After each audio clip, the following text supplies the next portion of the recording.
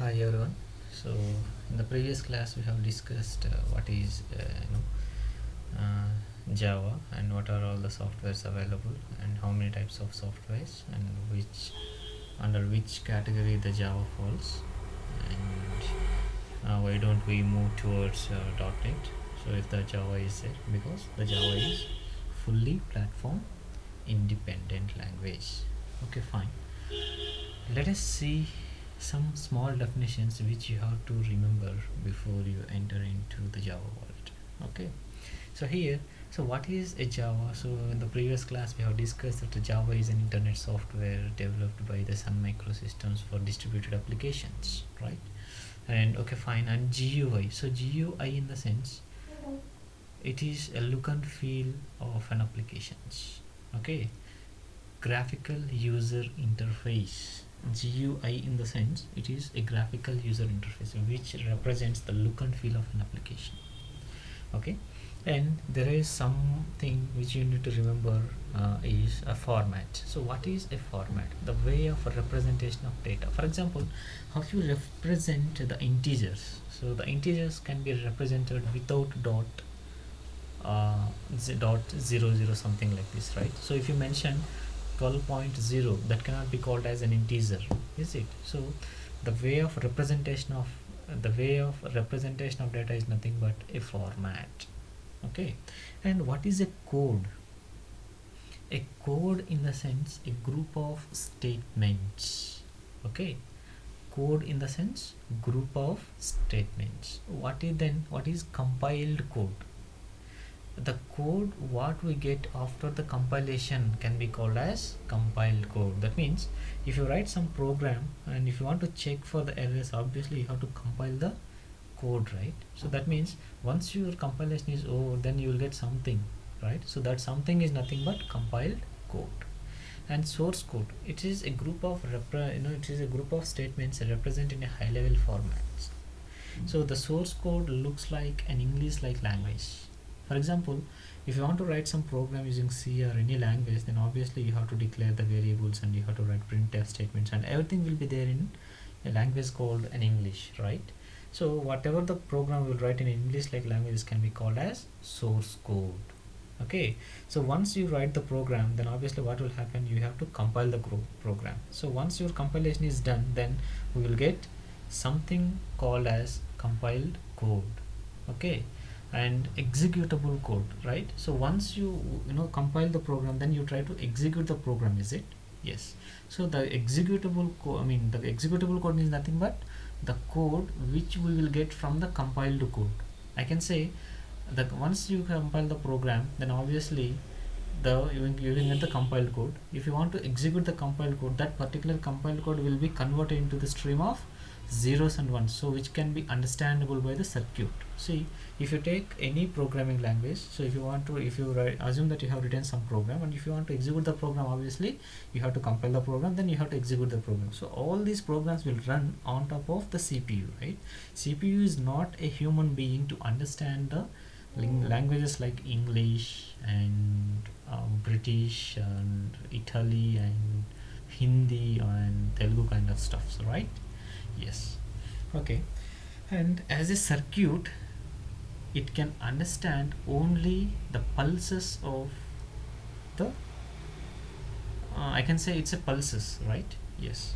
So I can say an electronic pulses. So as CPU as an electronic circuit, so it can understand only the electronic pulses. That means what? An electronic pulse in the sense zeros and ones.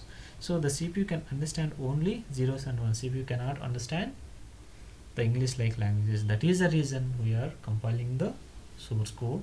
So because of the compilation we are getting the compiled code, and once we get the compiled code, then obviously we have to execute that compiled code.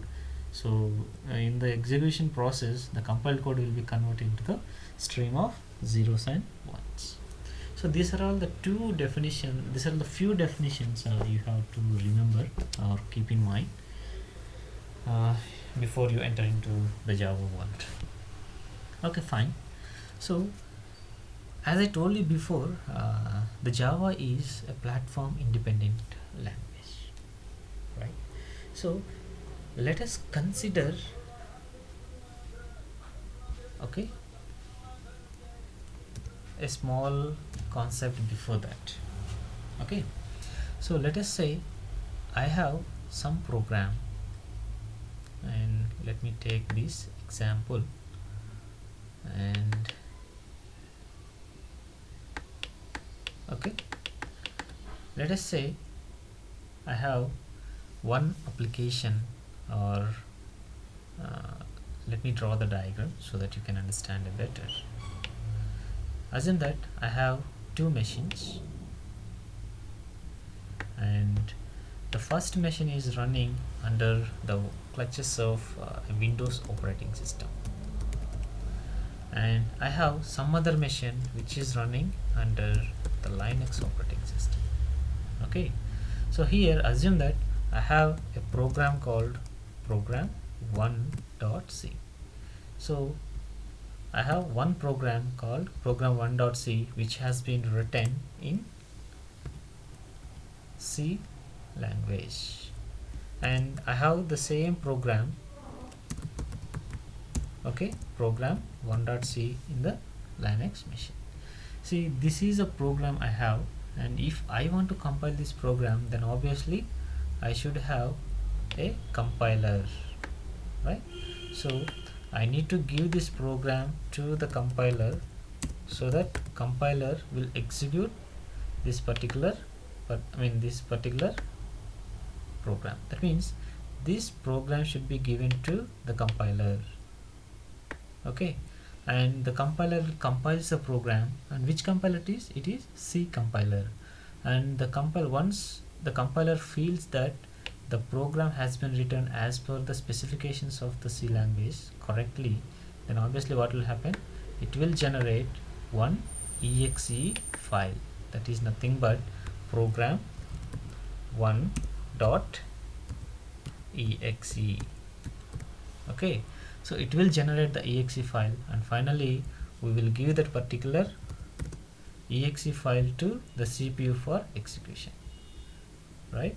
So here what will CPU do? So this will convert the code inside that particular exe file and to the zeros and ones, or whatever the zeros and ones are there in this particular program, and program1.exe, it will execute that particular program, and then it will give us the result. So this is what the process happen inside the Windows operating system. The same thing should happen, okay, the same thing should happen in case of Linux operating system also. Okay, the same thing will happen in case of Linux system also. So here, so the same procedure, if you want to compile the program, then obviously what will happen is you have to get the program, and then you have to give the program to the compiler, and compiler will generate .exe file, and it will execute the program. The same process won't change. Then where exactly the difference lies between the Windows operating system and Linux operating system, right? So if you consider this exe file, so assume that the program1.c has 100 lines. So only for compilation, assume that the compiler is taking 1 minute of time. So if I bring the same program from here to here, and if I do the same process, then obviously what will happen? It will execute the same. So then there is no problem here, right? So if there is no problem, so the same process will happen. Assume that this program has 1 crore lines of code. Okay, 1 crore lines of code. Then obviously here assume that it is taking 1 hour of time to compile the program. So to minimize the compilation time, what will I do is I will bring this, instead of compiling again and again in each and every operating system, can I bring this particular exe file directly from here to here? Yes, we can bring. So if we bring this particular exe file directly from Windows operating system to this particular operating system, then will it execute? No, it won't get execute, right? So why it won't get execute? Okay, let us explain a small concept here. Assume that among 100 lines of code or 1 crore lines of code, there is a if condition in the program. Assume that this if condition should be understandable by this particular operating system as 1010. That means the Windows operating system understands the English like language if as 1010. That means in the OS called Windows, the if can be understandable to the CPU as 1010. The same if will be here only, right? Because we are bringing the same program, right? Because we are bringing the same program from Windows OS to the Linux OS, and the same if will be there. And does this particular Linux operating system understands the same if as 1010? Does it understands the same if as 1010? No. Why? Yes, obviously no. Why? So if it understands, then what is the difference? Assume that the Linux operating system understands if as 1010, then what is the difference between Windows to Linux? Right? Assume that, let us take the two persons. One is from South and one is from North India. So the North Indian people knows Hindi, and South Indians may or may not know Hindi, right? Let us take some other languages. So assume that let us take the two persons. So one is from China and one is from America. Okay, so Chinese knows, China people knows Chinese, and America people knows English and their local languages. And this America person, the person from America can understand only English, the person from China can understand only Chinese. Then if both the persons are understanding both the languages, then what is the difference between these two persons? No, right? The way of understanding the China people is different, the way of understanding of America people is different, right? In the same way, the way of understanding of this particular Windows operating is different, the way of understanding the same if in Linux operating system is different. That means the executable code, right? The executable code changes from, there are different languages are available. So one is high level language, okay, and middle level language, okay, and low level language. So all this high level language, the source code will be here in the high level language, and the middle level language, here it is ALP code, I can say. That means optimization has been happening. So low level language in the sense what? ALP in the sense, I can say it is a mixture of both high level and low level, high and low. And this low level language contains only zeros and ones. Okay, so here if you take this, the if has been understandable by this particular Windows operating system as 1010, and the same if has been, same if condition will be understandable by this particular Linux operating system as something else, not 1010. So let us say for example 10100, otherwise 1100.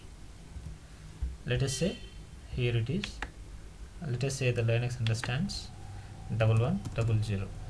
Okay, understand this. That means the way of understanding is different from or differ from OS to OS. That means this is the compiled code is the compiled code of C language in one operating system cannot be executed by the another operating system because the format of the executable code changes from OS to OS. Okay, so then what is a format? The way of representation of data. Okay, the way of representation of data changes from OS to OS. Then if you speak the platform independence, see in the previous class I had explained you that the Java is a platform independent language. So if you speak here the platform independence, so what is a platform independent? Anything specific to the OS can be called as platform independent. If see here this is platform independent, this is platform independent, but here this is platform sorry. So this is platform dependent. Okay, so the program 1.exe is platform dependent because this program, this way of representation of data cannot be understandable by this particular Linux operating system, right? So and this is platform independent. Program 1.c is platform independent, but then what is a platform? I'm keep on saying you that what platform dependent and platform independence. So what is a platform dependency? Okay, so platform dependency in the sense anything specific to the OS is nothing but platform dependency. Anything specific, anything which is not specific to the OS can be called as platform independency. Since the executable code, see this is getting execute, right? So this program 1.exe is getting executed by the CPU because if the executable code of because the executable code of the program C is specific to the OS, so this is called platform. The C language can be called as platform dependent. Okay, fine. So what is the main definition of platform dependent and platform independent? Okay, so the main definition of platform dependent and platform independent is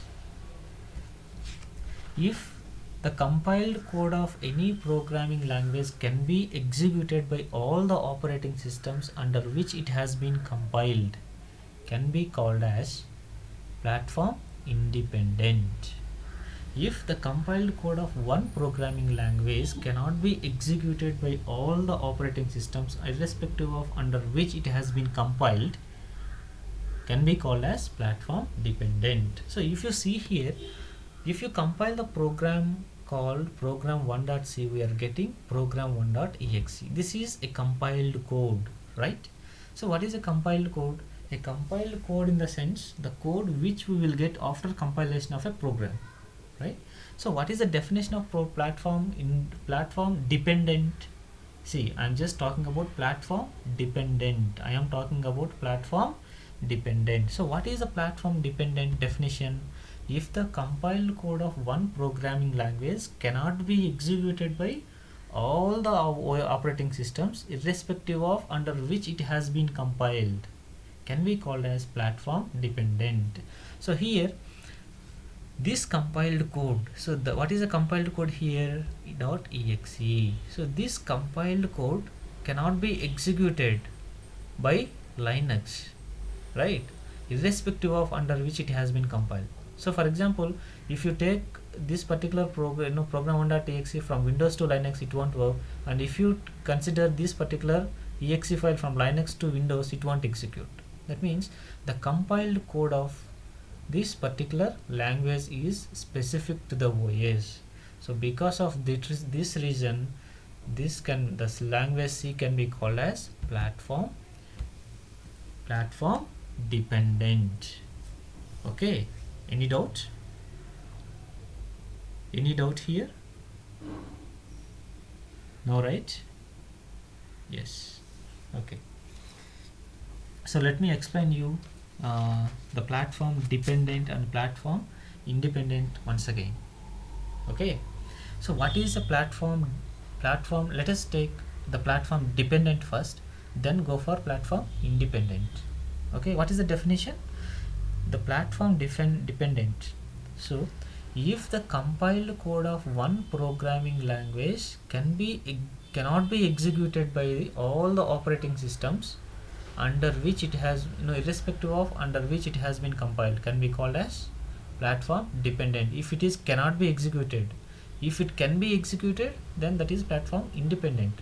If it cannot be executed, in the sense, that is platform dependent. Okay, because the compiled code of C language cannot be executed by all the operating systems irrespective of under which it has been compiled. So because of this reason, the language C can be called as platform dependent. Platform dependent. So any doubt? So then what is a platform independence? What is platform independence? If the compiled code can be executed irrespective of the operating systems under which it has been compiled, then that can be called as platform independent. The Java supports platform independent. So that means what? Whenever you take the compiled code of Java, then obviously that will be executed by all the operating systems. So here it is. If you take here, it is a C compiler, right? So here also it is C compiler. So then how the Java environment looks like? Okay, how the Java environment looks like. Let us take the same architecture or the diagram.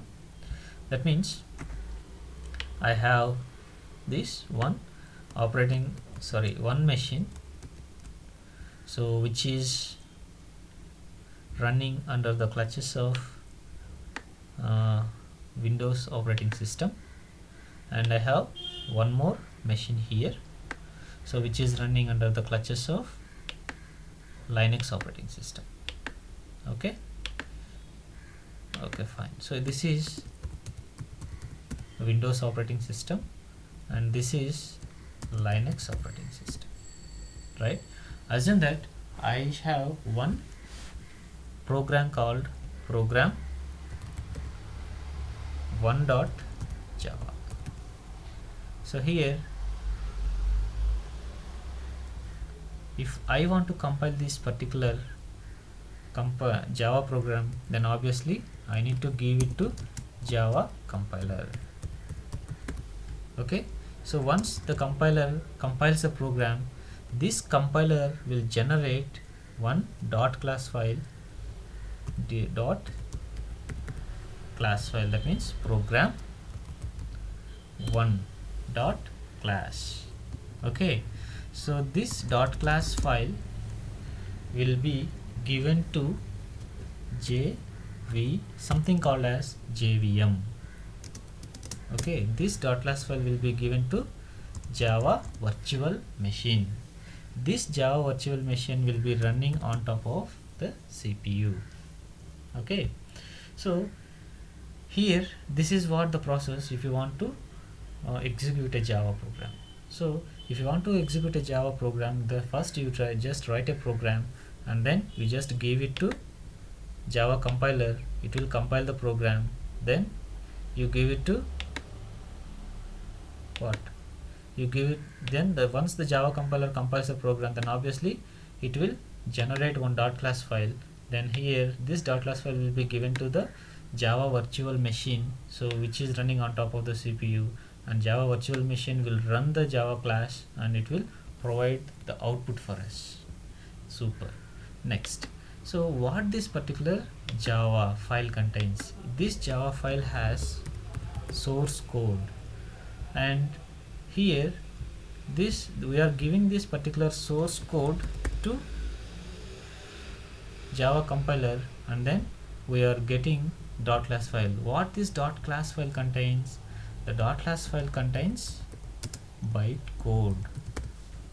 and once you give the .class file to the JVM will convert this bytecode into executable code, and then it will execute the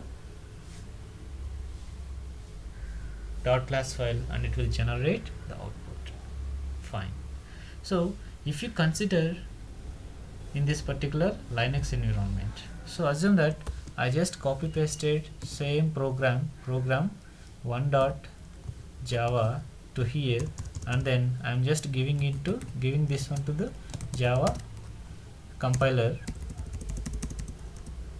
and here Java compiler, and this compiler will generate the same procedure. What? One .class file, that is program 1.class file, and it will be given to the JVM, and JVM will be executed on top of CPU. Okay, so the same procedure, and here, so this program will be given to this, and Java compiler will generate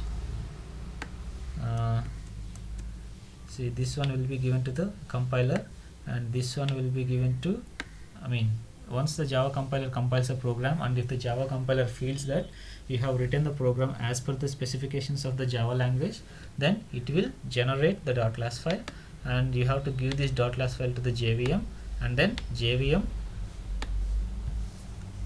because the JVM is running on top of the CPU and CPU, and JVM will generate the output of this particular program. Fine.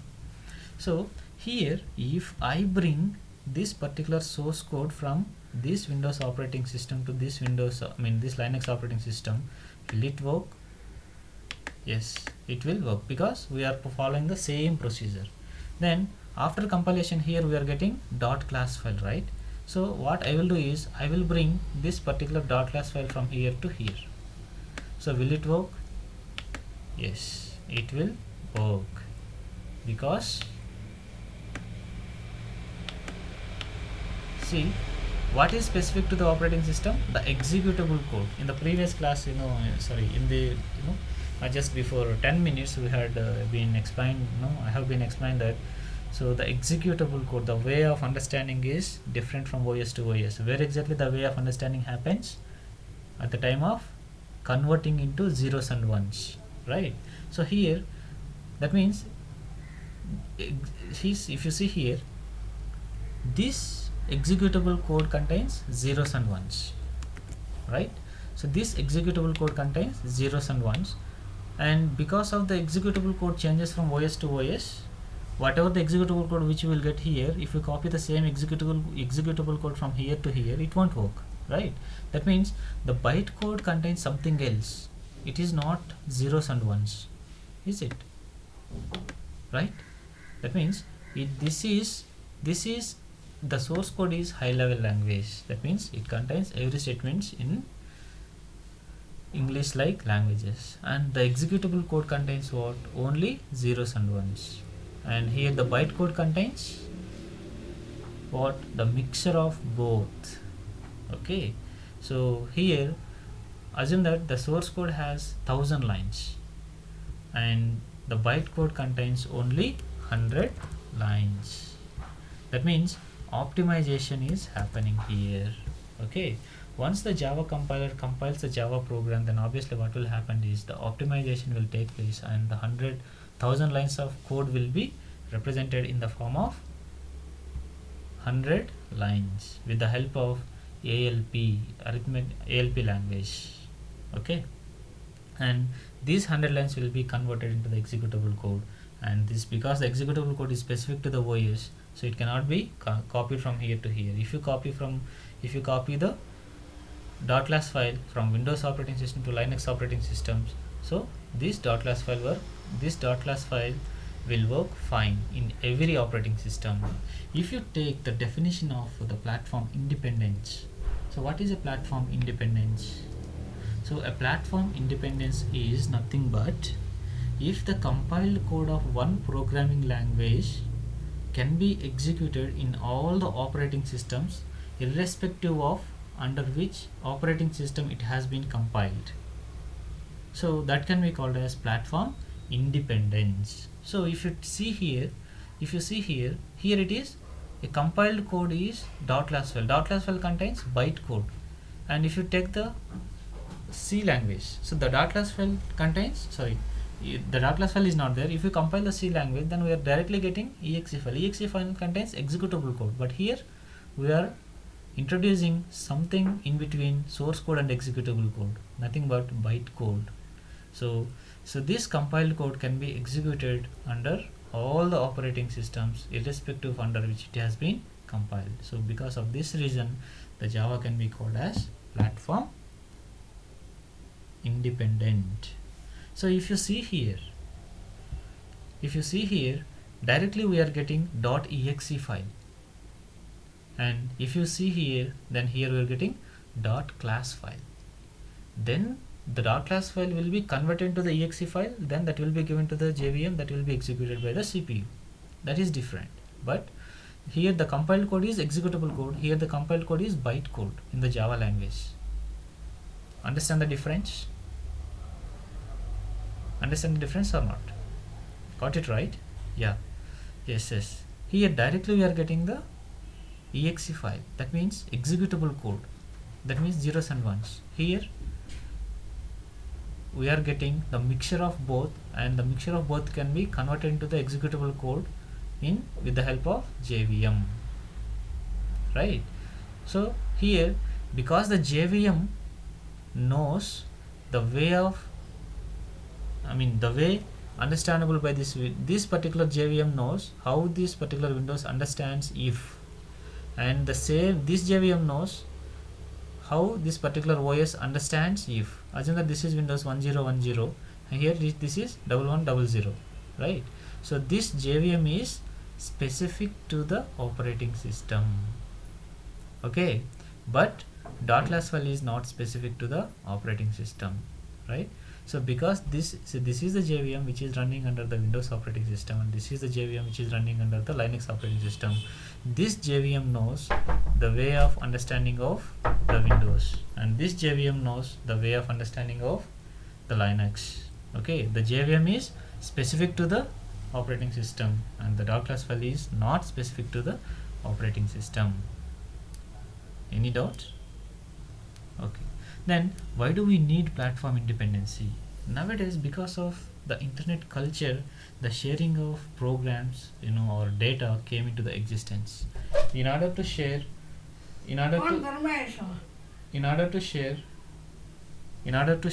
the programs across the net, and we need a platform independency.